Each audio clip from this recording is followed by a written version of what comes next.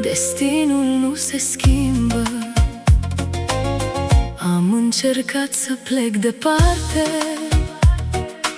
să nu mă uit în urma mea, dar orice drum ales de mine,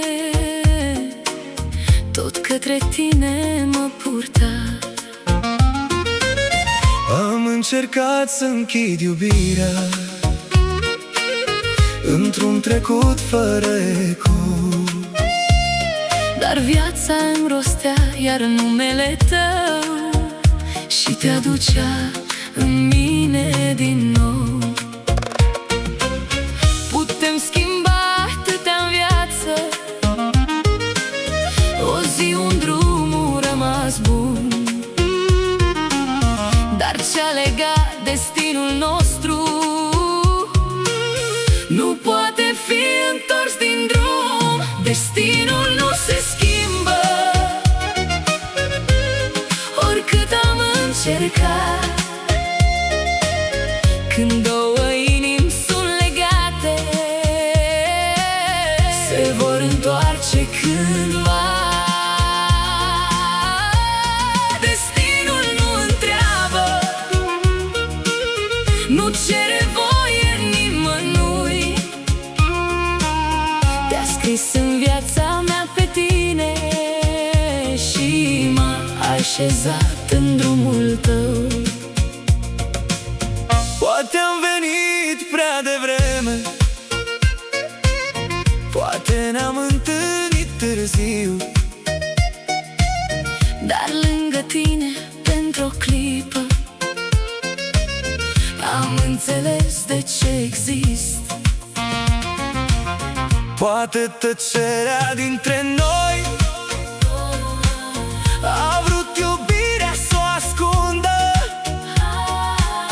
dar ce se naște pentru o viață nu moare într-o singură secundă.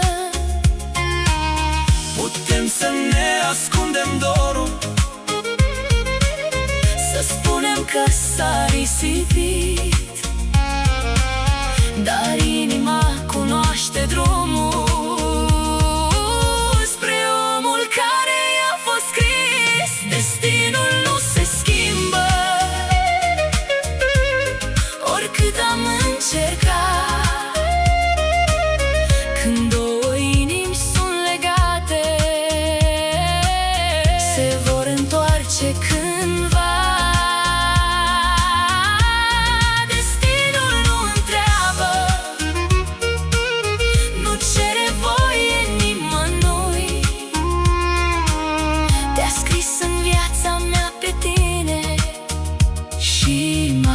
Așezat în drumul tău. schimbăm orașe și priviri, Schimbăm cuvinte și alegeri, dar nu schimbăm acea iubire pe care sufletul o simte. Destinul nu se schimbă, nici când îl doare inima. Ce este scris să ne unească, ne va găsi oriunde am sta. Destinul nu se pierde, chiar dacă timpul ne-a rănit,